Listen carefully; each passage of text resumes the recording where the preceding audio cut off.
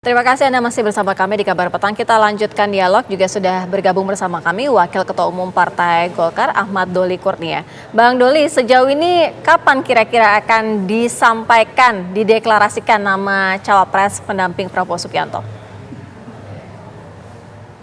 Sedang mencari waktu yang tepat dan momentum yang baik.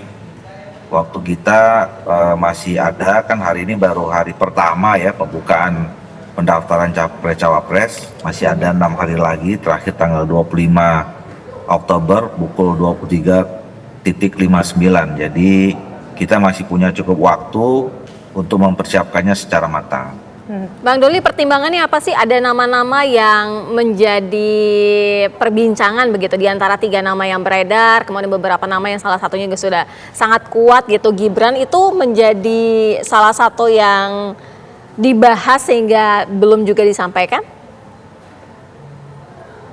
Iya, kan kemarin pada rapat terakhir antara ketua-ketua partai politik di kediamannya Pak Prabowo di Kertanagara itu kan sudah dirumuskan ada 4 nama. Ya, waktu itu kan disebutkan yang mewakili Sumatera 1, yang mewakili Jawa Barat 1, yang mewakili Jawa Tengah 1, mewakili Jawa Timur 1 gitu. Nah, itu kan di setiap pertemuan-pertemuan baik internal masing-masing partai itu kan kemudian menjadi pembahasan, sambil juga masing-masing partai juga berkomunikasi ke internal masing-masing ya. Misalnya kami sekarang dalam waktu dekat kan besok kami insya Allah ulang tahun ya Golkar yang ke-59. Besok ada upacara perayaan kecil di kantor Golkar, semua senior-senior, kemudian semua DPD 1 juga hadir. Nah, besok juga kami akan mendiskusikan itu. Lusa kami akan rapat pimpinan nasional. Nah, di situ juga nanti akan ada beberapa keputusan terkait dengan soal Pilpres ini. Dan itu juga saya kira juga sedang dilakukan oleh partai-partai politik yang lain. Memanfaatkan waktu yang memang masih cukup, masih 6 hari lagi. Jadi kita ingin mengambil keputusan matang, sematang-matangnya. Walaupun memang dalam pembicaraan kemarin itu sudah ada kecenderungan, ya sudah ada kecenderungan kuat kepada satu figur. Figur itu Gibran berarti, Bang? Figur itu berarti apakah Gibran, Bang? Ya bisa saja orang kemudian membuat spekulasi ya, karena kan kemarin ada satu peristiwa yang juga ditunggu-tunggu oleh masyarakat, semua masyarakat Indonesia, soal putusan Mahkamah Konstitusi ya, yang kemudian membolehkan ya penambahan syarat pencalonan capres atau cawapres itu bagi orang yang juga sudah punya pengalaman menjadi kepala daerah. Nah, semua orang kemudian berspekulasi bahwa itu adalah saudara Gibran. Saya kira nggak ada masalah dengan spekulasi itu, dan kemudian juga di dalam internal nama saudara Gibran juga dipertimbangkan sangat kuat, ya, terutama dari Pak Prabowo dan juga dari teman-teman Gerindra gitu.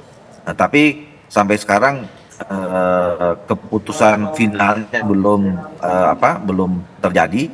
Nah, karena kalau sudah terjadi pasti sudah segera dideklarasikan. Baik. Sekarang kita ingin menuju ke Bang Burhan atau Mas Burhan. Mas Burhan, kalau seandainya nanti Prabowo bersanding dengan Gibran, seperti apa kontestasinya untuk melawan 2 yang sudah mendaftar ini?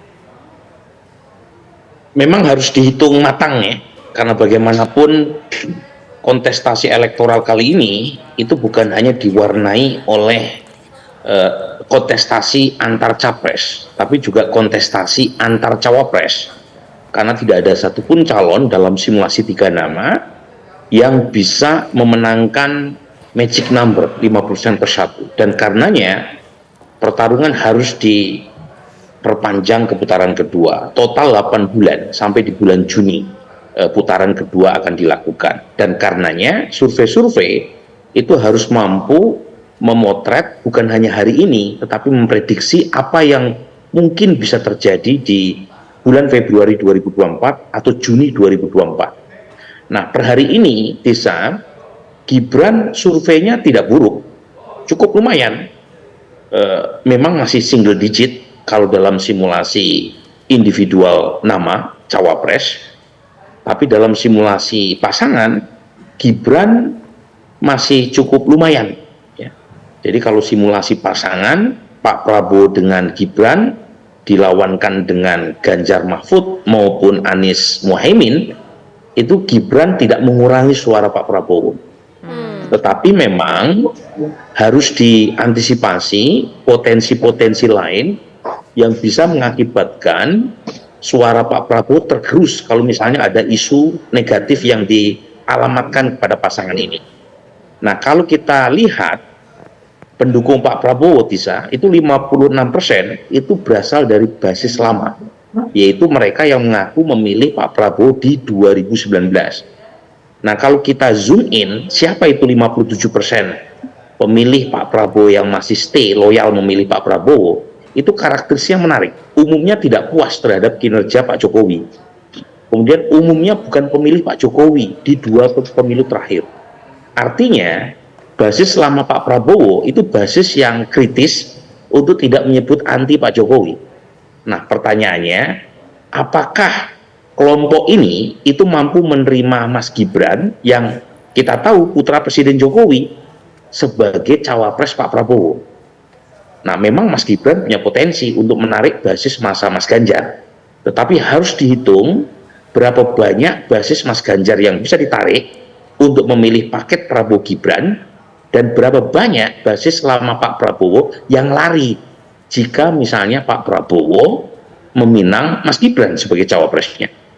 Dan kalau kita lihat dari data, kelihatan larinya mereka kalau misalnya Pak Prabowo menggandeng Mas Gibran, itu cenderung ke Anies Baswedan. Oke. Jadi Mas saya Burhan. memprediksi. Iya, Ya, nanti kita bahas gimana? lagi ya lebih dalam. Usai jeda, kabar petang segera kembali.